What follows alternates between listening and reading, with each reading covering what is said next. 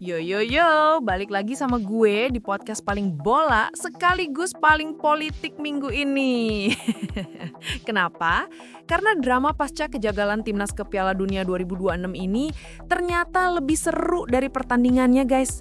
Bukan cuma pelatih yang ditendang, tapi sekarang ketua PSSI-nya, Erick Thohir, yang mau disliding langsung sama DPR. Yuk kita bedah. Oke, kita mulai dari awal dulu biar nggak bingung. Jadi ceritanya timnas kita gagal total melaju ke putaran final Piala Dunia 2026. Pahit banget, gue tahu. Nah, menariknya pihak pelatih yang dipecat ini nggak diem-diem aja. Asistennya Kluivert, Alex Pastoor, buka suara ke media Belanda. Dan pengakuannya ini jujur aja nusuk banget. Dia bilang kalau target lolos ke Piala Dunia 2026 itu pada dasarnya kurang logis. Dia juga ngaku kalau lawan-lawan macam Arab Saudi dan Irak itu masih terlalu kuat buat timnas kita. Menurutnya, tim pelatih udah berusaha semaksimal mungkin buat jelasin strategi ke pemain, tapi ya levelnya emang belum cukup. Dengerin deh guys, ini pengakuan dari dalam. Asisten pelatihnya sendiri bilang targetnya nggak masuk akal. Pertanyaannya jadi balik lagi ke PSSI. Waktu nentuin target ini, dasarnya apa? Optimisme buta atau ada data yang kita nggak tahu? Tapi lo pikir ceritanya selesai di pemecatan Kluivert? Tuh, tentu tidak. Justru dari sinilah drama sebenarnya dimulai, karena Senayan mulai panas. Begitu kabar pemecatan ini nyebar, Komisi 10 DPR yang ngurusin olahraga langsung turun tangan. Dan pengakuan Alex Pastoor tadi seolah jadi amunisi buat mereka. Mereka nggak ikut-ikutan teriak, ganti pelatih. Nggak guys, fokus mereka lebih dalam, lebih ke akar masalahnya PSSI itu sendiri.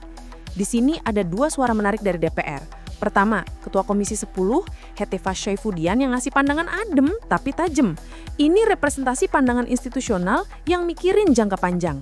Poin-poinnya fokus jangka panjang. Dia ngingetin PSSI jangan cuma sibuk ganti pelatih tiap kali gagal, tapi perhatiin juga dong program pembinaan usia muda, ini fondasinya. Yang kedua, sistem bukan figur. DPR bakal ngawal proses ini biar transformasi sepak bola kita tuh nggak cuma bergantung sama 1-2 orang, tapi dibangun di atas sistem dan tata kelola yang sehat. Yang ketiga, evaluasi berbasis data. Soal desakan publik yang minta Erick Thohir mundur, dia bilang itu wajar. Tapi langkah yang paling bijak itu bukan ikut-ikutan emosi, melainkan melakukan evaluasi berbasis data dan kinerja. Nah, kalau suara pertama itu adem, suara kedua ini langsung nyerang. Ini dari Wakil Ketua Komisi 10, MYST Wijayanti, yang lebih to the point dan langsung nembak ke Erick Thohir. Ini adalah representasi dari tuntutan politik yang minta pertanggungjawaban sekarang juga. Dengerin nih kutipannya yang pedas. Dulu, waktu Pak Erick masih murni ketua PSSI, kami sudah menanyakan soal pelatih. Saat itu beliau menyebut Patrick sebagai pilihan terbaik hasil dari kalkulasi matang. Tapi sekarang hasilnya gagal total, jadi beliau harus bertanggung jawab. Menurut Esti, jelas ada kesalahan dalam pengambilan kebijakan, terutama waktu PSSI dulu mutusin nggak lanjut sama Shin Taeyong, pelatih yang dianggap banyak orang lagi bagus-bagusnya, dan malah milih Kluivert, sebuah keputusan yang sekarang terbukti jadi bumerang.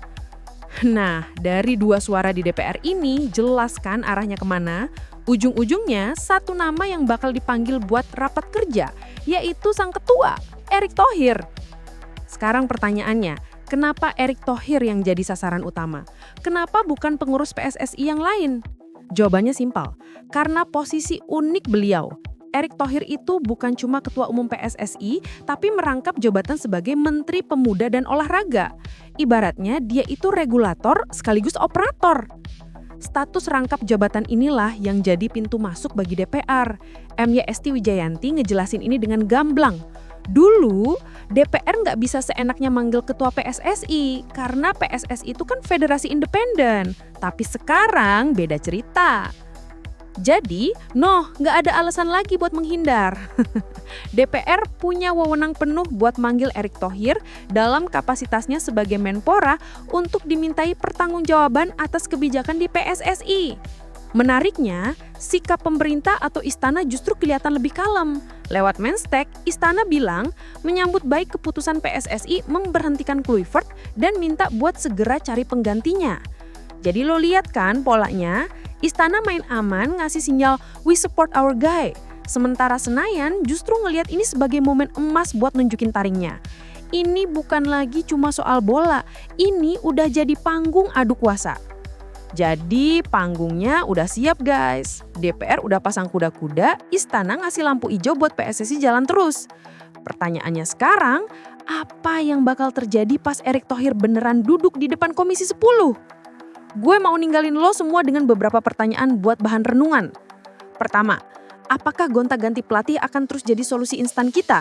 Kedua, apakah pemanggilan oleh DPR ini benar-benar akan menghasilkan perubahan sistemik di PSSI atau cuma jadi panggung politik sesaat?